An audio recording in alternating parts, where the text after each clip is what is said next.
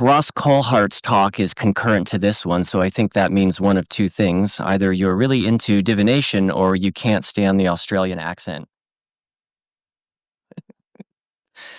So this is a talk that I've been wanting to give for a while. I'm pretty excited about it.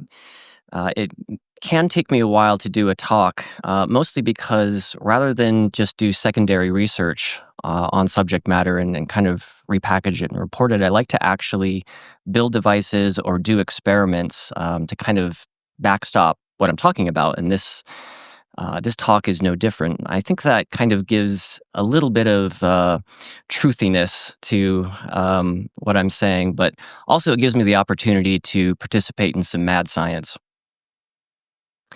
So this talk is the future of divination. And I've had some people ask me, what is divination? Well, it's generally a method of predicting the future or of retrieving information across time and space through some sort of higher guidance. It is a talk in 3 acts. So Act 1 would be the history of divination. So we'll kind of go over the really interesting thousands of years of development in divination practices and methods. And then Act 2 will gain some insights into what can we learn from that. If you're going to project anything into the future, the first thing you have to do is know where you've been. So we'll look at kind of salient aspects of divination methods and see if we can kind of see where this is going. And then Act 3 is fun and games, where I'll show you some of the devices or technologies that we've built congruent to what we've learned in Act 2. Divination is a really fascinating subject. It has a very rich history. You can kind of break it up into epochs. So in the ancient era, so figure like about 3000 BCE to about 500 CE, so about the last 5,000 years, is really where divination enters the modern historical record. So one of the earliest methods of divination is known as Haruspacy. I think I'm pronouncing that right. I couldn't find a pronunciation. Haruspacy is reading animal entrails, and particularly the liver. In this method, a haruspis, or a priest, would take a sacrificial animal, kill it, and then examine the organs. And they believed that the particular details of the organs would tell them something that they wanted to know. So, for example, should we enter battle with this other kingdom? Yes or no? Well, slaughter the ox, look at the liver, and the liver would tell you whether or not the gods were smiling upon you, in which case go forward with the battle, or if this is hexed in some way and you should not continue. The liver in particular was examined, I think because it had details that would vary consistently among different animals. So a liver that was healthy and glossy was taken to be a sign of auspiciousness, meaning the answer to your question is yes. But a liver that was unhealthy or spotted was taken to mean no. Sometimes they would look at the heads of the liver, and if the sort of end lobe of the liver was long, that was an auspicious sign. It meant yes. If it was short or missing, again, that meant no. Even in museums today, you can see these clay tablets of livers that were supposed to be instruction manuals, kind of like early medical texts of how to interpret the liver of the animal that you've just sacrificed. Strangely, this one has fallen out of favor in modern times. Another ancient divination practice is known as augury. Augury is the method of interpreting bird movements in the sky. And the way this would work is you would ask a question, again, something like, should we enter battle, or who shall be the next king or emperor? And a priest or an augur would go outside with a staff, and he would place his staff on the ground and he would wait for birds to come. And if the birds flew to the left of the staff, that was a sign that meant yes. The gods had sent the birds to tell you that your decision is in their favor. If it moved to the right, the answer is no, do not proceed. The types of birds were also interpreted to mean something. So there were birds that were good omens, eagles, so forth. And there were birds that were bad omens, or no, don't do it, owls and the like. Interesting, the word auspicious actually comes from the same root of augury.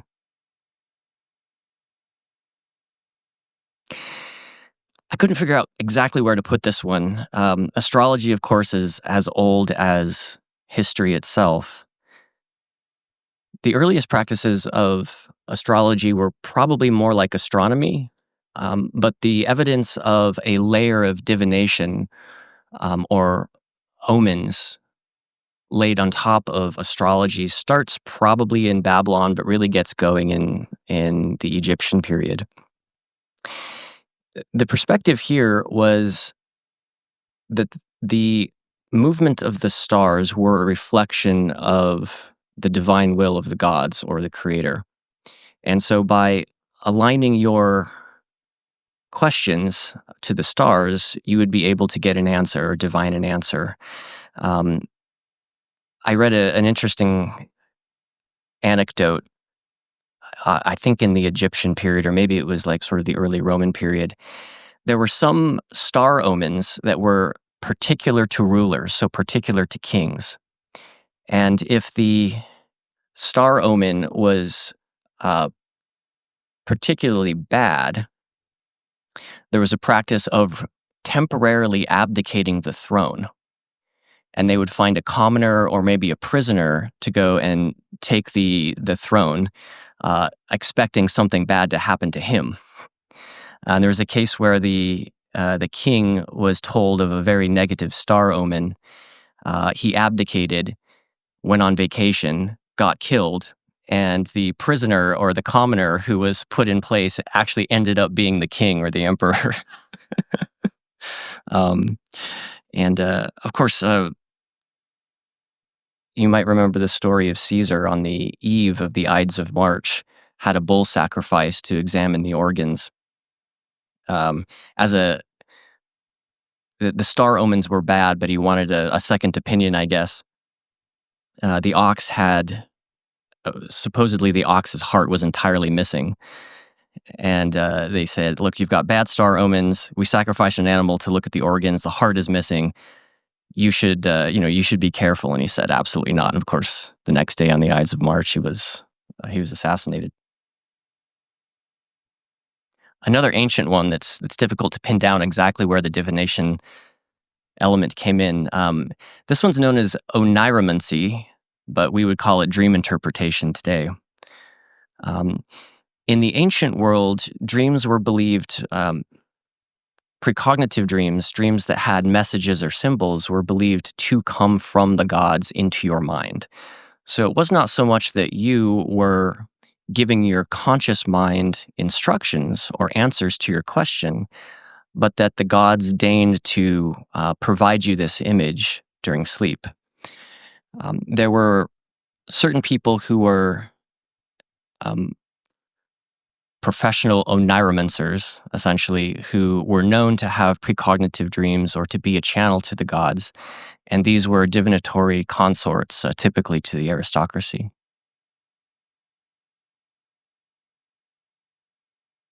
So beginning in Israel and moving further up into Mesopotamia, in the ancient world you had chiromancy, which we know is casting lots. So casting lots can take different forms. Often it was pieces of stone or bone or sticks that were inscribed with certain messages like yes or no, or proceed or do not proceed, for example, symbols. And in this method, a person would ask a question about the future or about some piece of information that they couldn't otherwise get. They would cast the lots, and the way in which they fell would tell them something about whether or not to proceed. Sometimes also they would reach into a bag and pull out one of the lots, and that would give them their answer.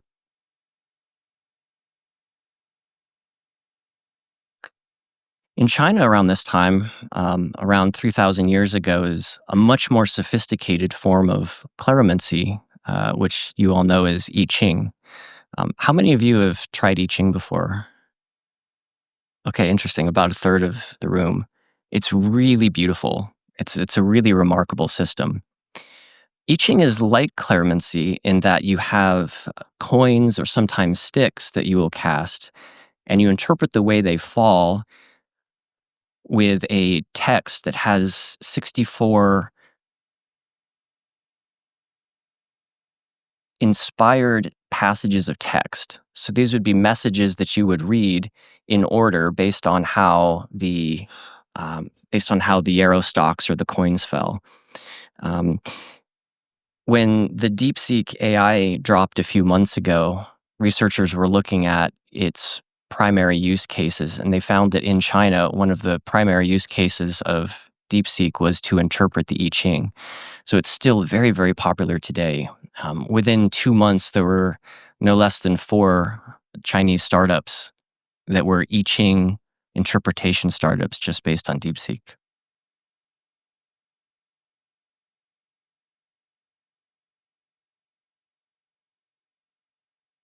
Necromancy is very dramatic. This is what AI thinks necromancy looks like. So this is a process of consulting the dead or consulting spirits for prophecy. And in that time, I suppose in some sense still today, they believed that the spirits or souls of deceased individuals were closer to the field of information about the future or about something distant in space and time. Because they had crossed over, they could answer your question. And so they would typically go to liminal sites where the dead were either buried, like graveyards, or in some senses caves. Caves were thought to be kind of closer to the underworld, and they would perform typically animal sacrifices or blood sacrifices. It's usually what they would do, or enter a trance in order to speak to the dead, ask them the questions, and divine the answers.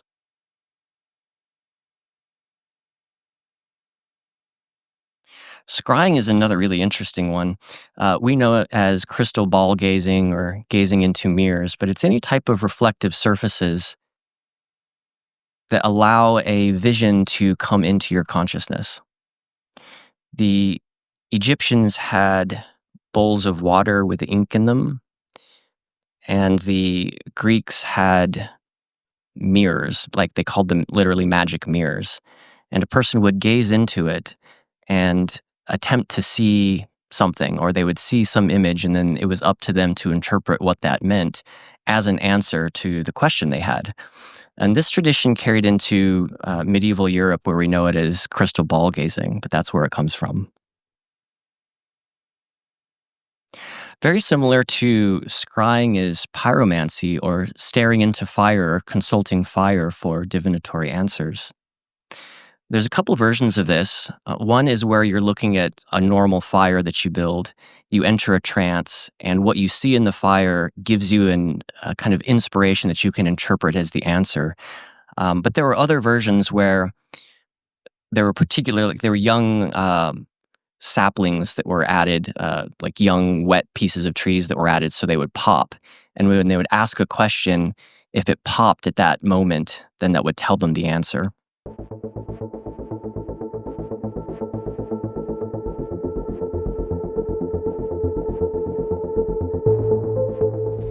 How do we know it's aliens? Couldn't that just be military aircraft?